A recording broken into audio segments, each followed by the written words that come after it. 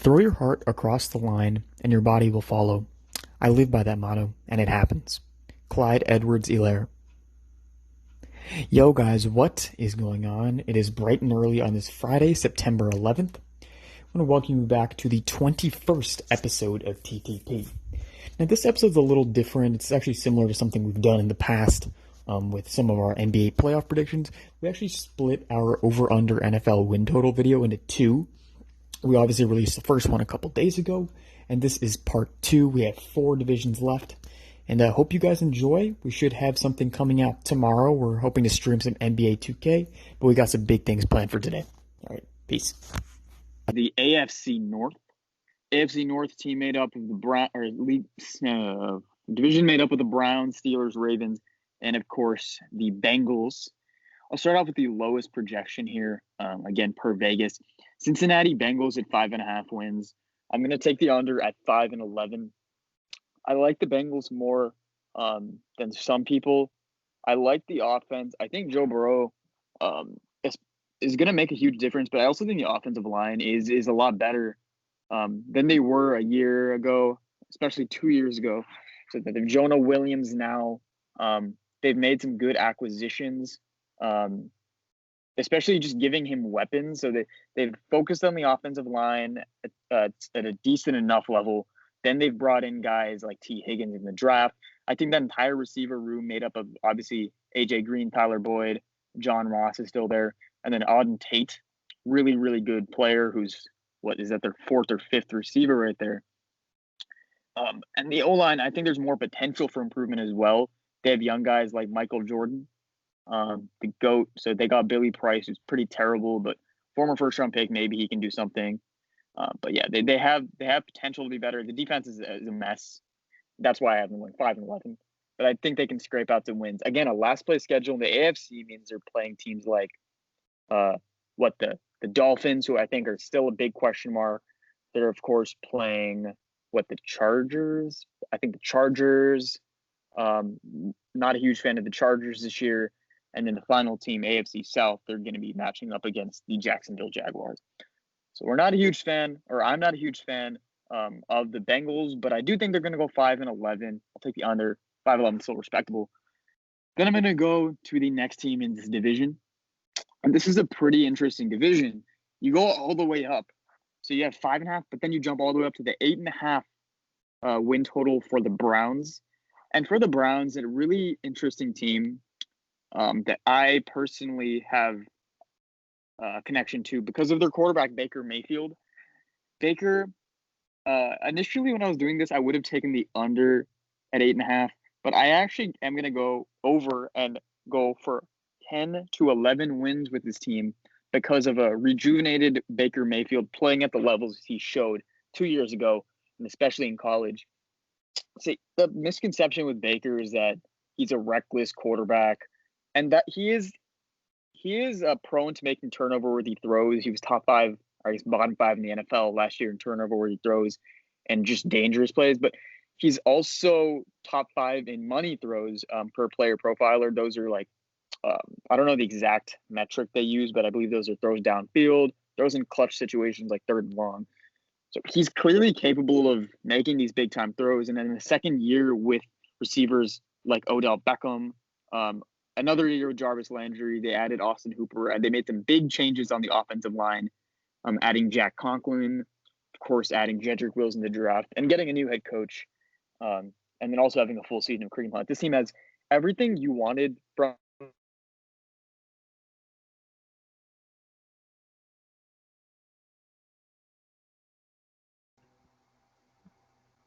Baker will win MVP. I think he will lead. I don't know what the hell that just was. But yeah. Okay, I'll go Baker winning MVP.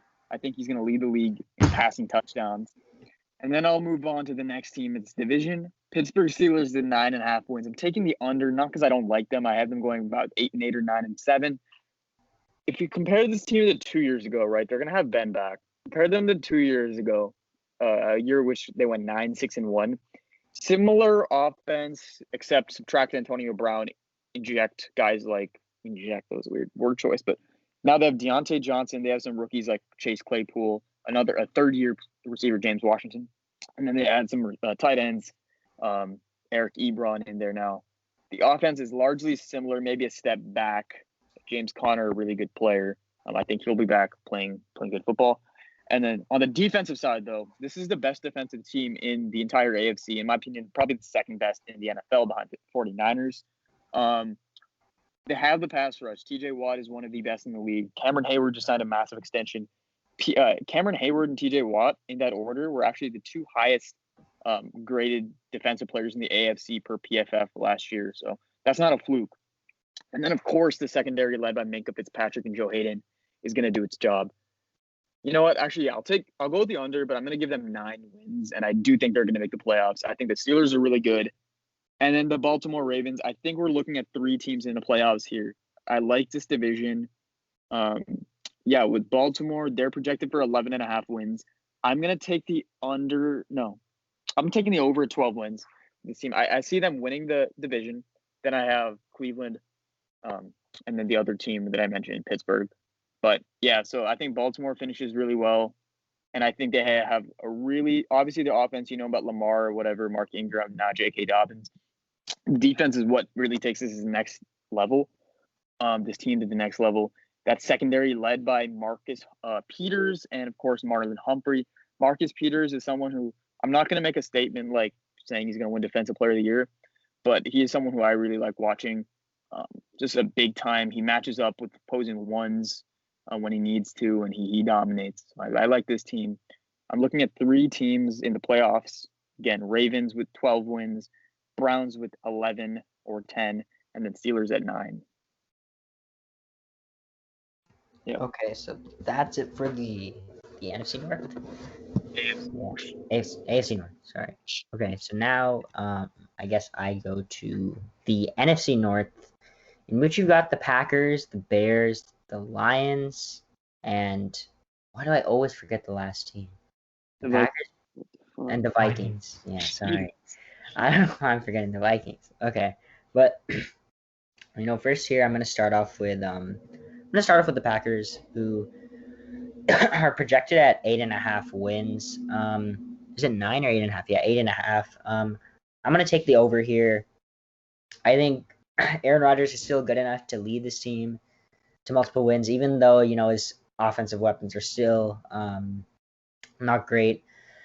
I think with Devonte Adams, Allen Lazard is a number 2 receiver. Obviously, that's not ideal, but it is what it is. I mean, I still think that this team has potential to be really good. Aaron Jones too, another really good player. I have something stuck in my throat.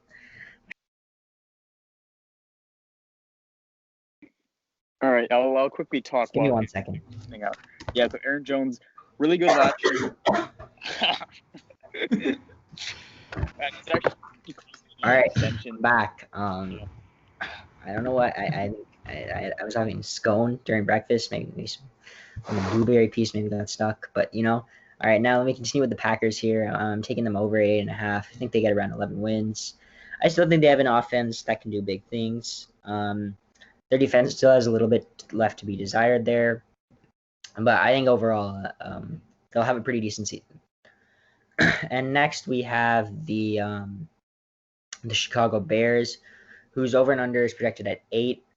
I'm gonna push here. I think they get about 8 wins. Their defense is obviously more depleted now, but you never know. Eddie Jackson and Kyle Fuller may be as good as they were back in their really good 2018 season. And there's a lot of questions, obviously, with this offense, with Trubisky starting at quarterback. And you never know, is David Montgomery going to emerge? Is Anthony Miller going to emerge? Or, for example, what's his name? Who's the other guy at receiver? Allen Robinson, right? Allen Robinson obviously will still be, I think, really good. But it really just depends on how this offense can do. And so I'm going to take the push there. I think they go 8-8. I think the offense will start clicking eventually. You never know. Maybe Trubisky gets back on his feet. But for the next team, we have the Lions at 7 wins. And you know what? I really like the Lions. I think Matthew Stafford is a top 10 QB in the NFL. And especially, now that they recently got what's his name? Jeff Okuda in the draft. He can be, as the guy that replaces Darius Slay, he could be a top corner in the league in the coming years, right? And actually, for the players I'm excited about in this division, I have Devonte Adams at receiver, because Devonte Adams has some of the best footwork of any receiver in the NFL. He is easily a top. I actually not easily a top 5 receiver, but in my opinion, he's a top 5 receiver for sure.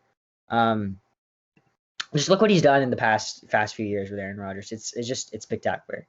And then for my excited player on defense, I have Jeff Okuda, who I think is going to win Defensive Rookie of the Year this season. And I guess that's not a hot take. He's just a great player. He's a great player. And I'm not going to take the over with the Lions. My bold prediction is that they're going to be a top 3 offense in the NFL, 3rd best offense in the league. They're going to put up so many points. It's going to be crazy. Okay. Okay. Yeah. What are your top? Well, just obviously the Chiefs, but then who's the second? Fine. Actually, wait, no, top 5. Fine, top 5. Oh wait. What are we talking about? The Lions. I think their offense is going to be crazy this year. I think it's going to be amazing. Who's going to be crazy? Kenny Golladay, Stafford, DeAndre Swift maybe. It's just a great team. I think on offense they're going to be amazing this year. You realize you know who their coach is, right? Yes, but it's fine, dude. Just Matt Patricia's going to lead a top 3 offense. Not top 3, top 5. Top 5. Dude, at one point they gave LeGarrette Blount like 15 rushes a game. Dude, just wait. This is the season. Matthew Stafford's going to be amazing this year. Just wait. Wait. Okay, sure. We'll give it to. Okay. Okay. Yeah. So I'm gonna give them 9 wins this season. I would say they go 9-7. There's obviously gaping holes in that defense, but I think this offense is gonna keep them in games. Okay. So that's my one really stupid and bold prediction. I just had to have one, and I like the Lions. I like Stafford. And now for my last team here, it's the Vikings. I don't know why I always forget about the Vikings, but their over and under is at 9 wins. I'm gonna go push here. I think they'll go 9-7. They're a decent team. I think they'll maybe get. I don't know. Actually, I don't know. 9 wins, maybe. I'm actually gonna go over here. I think they go 10-6. I still think that they have a decent offense, even with the loss of Stephon Diggs. Adam Thielen. You still got Kirk Cousins, who hasn't been great the past few seasons. But you never know. He may step up. You also have B.C. Johnson and the rookie Justin Jefferson. And their defense has been pretty decent the past few years. Dalvin. I thought I mentioned him. Okay, well, Dalvin is obviously one of the best running backs in the NFL, especially when he's healthy. He's definitely one of the best running backs in the NFL. Hopefully he stays healthy and helps his team. Yeah, I don't know why I forgot about Dalvin. Why am I forgetting about the Vikings, dude? I'm sorry. All right. But yeah, that's so to summarize, I got the Vikings over, I got the Packers over, I got the Lions over, and I got the Bears push. Jeez, so you really have the worst team in this division finishing 8-8? Yeah. Okay, yeah, that's a bold take. That might go in the title. Okay. Is that mathematically possible? I don't think that is. No, it's possible for 4 teams to go 8-8 and above. Yeah. But if we're pretending that all of our division predictions are working together, then no, because No, because they're not all in tandem. We're not pretending that they're all in tandem. Yeah, right? Yeah, exactly. So I assume you probably assume like the Rams are going to do pretty bad. You don't have the Cardinals at 11 wins. I don't have them at 11-5. Yeah, no. Yeah. So this is going to be a big season for the Midwest. The the Packers, the Lions, the Bears. They're all gonna. Oh, it's crazy, people, dude. man. It's gonna be crazy. Huge for the Midwest. All right. So now let's move on to the AFC South. In my opinion, one of the most or one of the least exciting divisions, I'd say. No, I mean it's true. The Colts, the Titans, the Jaguars, the Texans. I'd probably watch a few Texans or Colts games, but you know how it is. The Titans run the ball. Even in the years before, they've just never been exciting. It's always like a team that's 10-6 that makes the playoffs. They just never. They're good teams, but they're just not very exciting. But Let's start at the bottom. Jaguars. Let's just get it out of the way early. They're projected to be the worst team in the league with 4.5 wins. I'm just gonna go under. I think they're gonna get 4 wins, maybe 3. I think Gardner Minshew can really. I think he's gonna be a stat monster this season. But they're not gonna do well. They don't have anyone. They have Chark, D.D. Westbrook, Keenan Cole. Is that his name? Keelan Cole. Also not on. Huh? Is he actually on the team? I think he's on the team. Yeah, but I mean, it doesn't matter. Their defense, they traded everyone basically. Since 2013 to 2018, I think they traded all their first-round picks. So I don't really know what's going on in Jacksonville, but they're gonna be bad. All right, next team. What do you say? I just said Duval for Jags. Duval. Oh, yeah. Okay. Okay, now let's move on to the Texans. They're projected 7.5 wins. I'm gonna go over here, just over. I think they're gonna get 8 wins. In my opinion, Desean Watson is a top 10 quarterback. That's not very controversial. But Top 5, that's I don't controversial. think he's top 5. That's not even controversial. Like he's top 5 in my opinion. Yeah, true. I don't know. I mean, he's a very exciting young prospect. I think in a few years he can become top 3. But That's a bold prediction right there. okay, but I mean, there's some questionable trades this offseason. Obviously, trading away D-Hop, getting in David Johnson. Not really sure what happened there. That's a separate topic. But I think that on their defense, they still have some solid pass rushers.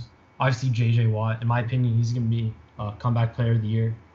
I think, last season he wasn't healthy coming back in the playoffs, and because of that, we didn't see a lot of, the good old J.J. Watt. But I think this season he's gonna finish off his career this year. He's gonna play amazing. Return back to that form that we once saw. But I don't think the Texans are gonna surpass their performance last season just because they don't have the same offensive weapons and they didn't really make any other changes to their team. But moving on to the Titans, they're projected 8.5 wins. I think they're gonna go just over with 9. I think if they have success this season, it's gonna be more in the playoffs just because they have a grinding type of team that they're gonna have a lot of close games in the regular season. But you know how it is. I also Titans, like you obviously mentioned, they're boring. I'm in the same boat. I'm not really trying to watch like a Titans football game, but this is a boring division. But I also think AJ Brown's one of the most exciting receivers to watch. Yeah. I think he's up there with guys like Julio. I enjoy watching Devonte Adams, of course. But yeah, AJ Brown are really explosive. Just everything, you get the ball in his hands, and you know for a fact that something is going to happen. Yeah, the rack possibilities crazy. But it's fun to watch his highlights, but you don't really want to watch a game, Yeah, I mean, I'm not sure. Maybe with 16 games with Tannehill, AJ Brown can play better. I have no idea, but yeah, I think their second leading receiver is Jonnu Smith probably. So yeah, but Derrick Henry's gonna get he's gonna get the same workload as last season. So we're gonna see a lot of running, but I still think this team is good. I just don't think they're gonna be. I don't think they're the type of team to blow out anyone. That's just not how they play. Now, moving on to the next team, I'll be talking about the Colts. Now, the Colts are an interesting team. They just brought in Phillip Rivers, upgrade from Jacoby, I'd say. But this Colts team as well, not a very exciting team. I don't even know what to say about the Colts. They've Jonathan Taylor. I guess he could be exciting, He can break off a few runs this season. But they're projected 9.5, which is pretty high actually. We like watching offensive linemen play. It's very exciting to watch Quentin Nelson highlights. Quentin Nelson, the pancake monster or whatever. I don't know what his nickname is, but I feel like something with pancakes. Let's see. Let me search it up. It's OG. That's position. My bad. Position. OG. OG. He's an OG. There's just no nickname on Pro Football Reference. Yeah, so I'm just getting my prediction real quick. I think they'll go over, but just over with 10, maybe 11 wins. I think it's going to be interesting to see how Philip Rivers can adapt to this team. Obviously, the offensive line is much better than it was on the Chargers, and I think T.Y. Hilton's going to be an interesting receiver for him. So I hope that Philip can come back and have a good season. I just want to see Philip do well, maybe go to the playoffs, maybe win a game in the playoffs. That'd be kind of crazy. But yeah, I think it's going to be exciting. The most exciting Colts season, 2-3 years, in my opinion. Quentin Nelson's nickname is Earl Grey because all he did on film was teabag opposing players after he drove their faces into the turf. Okay, interesting. Okay. Interesting. Well then, but yeah, I think it's just this division's not great.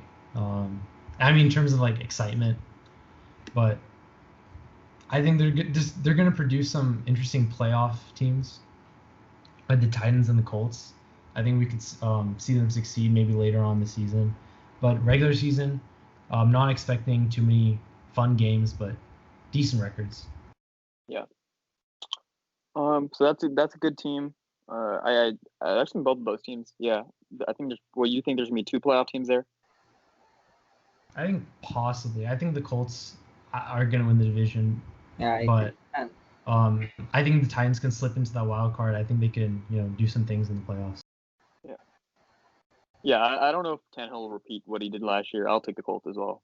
So 3 Colts for division lead or division winner, and I'll move on to the final division. So I'm going to be looking at the NFC South. So this is the kind of you would expect us to end on something like the NFC West or something, but the NFC South may actually be the best division in football a year from today. We're looking at a division with 3 of the highest powered offenses in the league, with obviously the Buccaneers, Saints, Falcons, and then the Panthers. I mentioned them earlier. Made improvements at quarterback. The receiving weapons still aren't great with Robbie Anderson and whoever else they have, Curtis Samuel. But we're looking at Christian McCaffrey, and I'll start off with the Panthers again at the bottom of this division. They're currently projected for 5.5 wins. While I don't hate the Panthers as a team, the division's tough. I don't know. I don't like Teddy Bridgewater, to be honest with you. I think it's an improvement over Kyle Allen, and they obviously finished the season with Will Greer, I believe. But I don't love Teddy as a QB. I don't think he leads them to more than like 4 or 5 wins. I'm taking the under. We'll go 5 wins, but I think in a year we're looking at a team that's strongly considering drafting. I don't think they're going to be in position to draft Trevor Lawrence. So we're looking at someone like Trey Lance out of, I believe, Delaware, or Justin Fields. Keshav, I saw you unmute yourself. I'll mention Justin. Okay, thank you. Yeah, Justin Fields. Keshav, of course, an Ohio State fan. Ohio State fan, yeah. Go Buckeyes, yeah. Jeff Okuda, go Buckeyes. Chase Young, yeah. A lot of great Buckeyes. Joey Bosa. Man, they're everywhere. Zeke. Yeah, it's actually kind of Zeke. They're literally everywhere. Oh my god. There's actually more. We've already mentioned like 3 of them. So yeah. Anyway. Michael Thomas. Michael Thomas. I have not. I'll get to him, but. Marshawn Lattimore. Yeah. All right. Okay. Yeah, you can keep going. Von Bell. Nick Bosa. Yeah, keep going. Oh, I did mention Nick briefly, but yeah, the Panthers I don't see doing a whole lot. I like the direction they're going, and the player I liked on defense. So the player I highlighted was Derek Brown. I don't want to say I'm excited to watch him play, but I'm intrigued by him. There's some more exciting defensive players in the division. The aforementioned Marshawn Lattimore, Shaq Barrett had a really good year last year, but not really. I mean, you know what they are. I think Shaq Barrett is going to regress. I mean, he was so good last year. He's going to regress a little bit. We already know what he is, and Marshawn's a really good player. I'm not super excited to watch him. I just chose Derek Brown. I think Derek Brown's going to finish number 2. No, I'm sorry. I take that back. I don't think he's going to finish number 2 in the Rookie of the Year voting behind Chase Young, but I do think he might be the second most impactful rookie defender when we're looking at the advanced stats that the PFF gives us. And if we're just looking at the Panthers season as a whole, I think Derek Brown is going to be their best defensive player. But yeah, I'm going to say 4 or 5 wins. Take the under. Then the next team we have in the division is the Atlanta Falcons, projected at 7.5 wins, and I'm taking the under there as well. I do like this team on offense. I think they made improvements at the running back position by default. I didn't like Devontae Freeman or Brian Hill or Ito Smith. Last two guys obviously still there, but they bring in Todd Gurley, who isn't the same Todd Gurley, but he's still a versatile piece, and he got the rock a lot last year. So, I mean, he's still a workhorse, regardless of what people say. He might not be the most efficient back in the world anymore, but a good player, Todd Gurley, still. I mean, 25-year-old guy. The receiver position, though, with Julio, you can pencil him in for a top 3 finish in receiving yards. Touchdowns are always a question, but he's going to finish with around 100 receptions. He's going to finish with around 1,400 to 1,500 receiving yards. Calvin Ridley, for me, was the X factor, the guy who I highlighted here. So it's kind of weird that my 2 highlighted players are in the last 2 teams in this division. But I like Calvin Ridley a lot just because he's someone who has put up consistently great numbers his first 2 years. He's been one of probably the top 30 receivers in the NFL his first 2 seasons. And last year, despite having maybe a little bit less of a just straight up raw output, he played 3 less games and put up similar numbers as rookie year.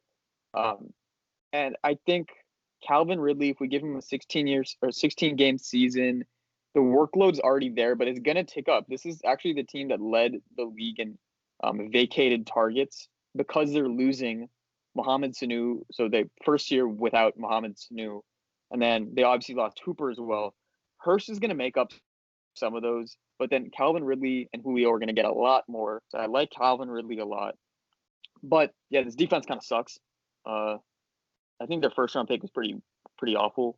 AJ Terrell, not that good. I haven't watched that much AJ Terrell, but every time I saw him on TV, he was pretty bad. So the Falcons, I don't like. I've been finishing with like 6 or 7 wins, so I'll take the under. Then we're getting to the meat of this division with the Saints and the Buccaneers. So the Buccaneers are right now projected at 9.5 wins, and I'm gonna take the over for the Buccaneers at 10 wins. This is close. I feel like the Buccaneers have so every time you look at a super team, right? You look at last year's Browns and what went wrong for them. It's pretty clear they didn't have a coach, they didn't have an offensive line, and they had an inexperienced quarterback who wasn't really used to being in a position like that with just fucking mess. Buccaneers, the offensive line is a lot better. They added Tristan Wirfs, who I thought was one of the best first-round picks in this year's draft, value-wise. They still have guys like Ali Marpet, Ryan Jensen at center. And it's a good offensive line all around. So that's something they have on the Browns, as well as the coaching. They also have Tom Brady, of course, who could have been my player to watch over Calvin Ridley. Because Tom Brady, he's going to be one of the biggest storylines in the league next couple of years with this team. It's going to be interesting to see how he performs in a different environment. But I do think he's going to be better from a production standpoint than he was the last couple of years in New England. This is a different kind of offensive scheme. He's got different weapons. This is the best group of targets. I take back targets, just weapons, because now he also has Fournette, Ronald Jones in the backfield. So he's got a lot of options. The tight end position, obviously bringing Gronk back out of retirement. This is the best group of weapons he's ever had, arguably. I wasn't watching football like 10 years, 12 years ago, but really, really deep group. The defense is really good as well. A lot of young corners for this team. I don't want to go too deep into them because I don't know how long this video has been. But you like some of these corners. Sean Murphy-Bunting was a good rookie, as was Jamel Dean and Carlton Davis, third-year player now. So a lot of good players. Devin White. I was looking they were really good at the end of at the last stretch of last season. Jamel Dean and Carlton Davis were really good. I think they led the league in let me check real quick. Something else just to add quickly is I don't know if you mentioned Fournette, but I was looking there's a report that Fournette said this is the first time he's played with a good quarterback. That's not really a diss. I don't think you can say Blake Bortles. It's just true. It's just true. Yeah. Almost disrespectful, bro.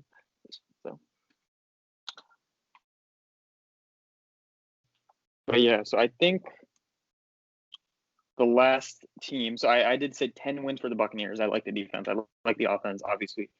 But then the final team of this division is the New Orleans Saints, who are projected to be the fourth best team in the league, in terms of the record. They're supposed to go 10 and, or sorry, no, their over under is 10.5. I'm gonna take the under, and that might be a little bold, but I'm gonna go for 10 wins with this team. That's not a bad thing, obviously.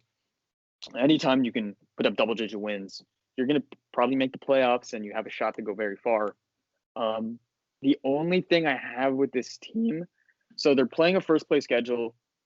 They're playing some good teams, right? The Niners, that's tough. Oh, fuck.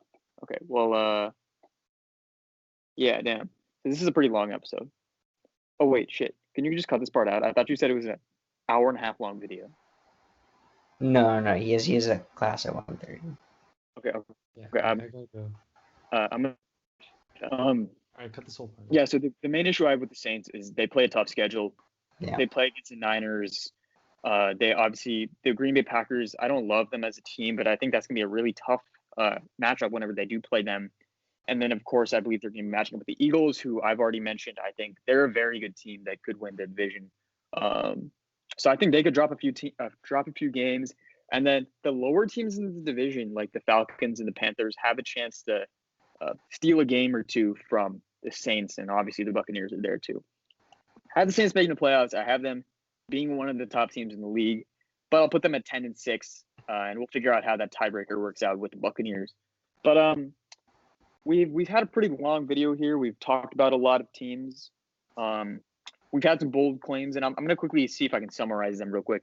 I know for myself, I had Baker winning MVP. I have the Washington football team with 2 Rookie of the Years in Chase Young and Antonio Gibson.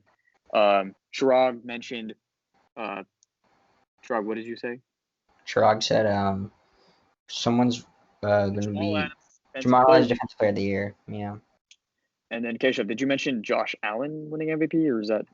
Oh, I actually did not mention that, but yeah, I have Josh Allen in the MVP discussion, and I have the Lions being a top 5 offense in the league. Yeah. And also, Chirag also has the Cardinals finishing 11-5. Yeah, that's pretty Bobby Trees finishing as a top 5 fantasy receiver. So yeah, we got some pretty hot takes there. We'll definitely look back at this maybe at the end of the year or at the halfway mark. But yeah, so we have some terrible teams. I think none of us really like the Jaguars. I don't like the Panthers.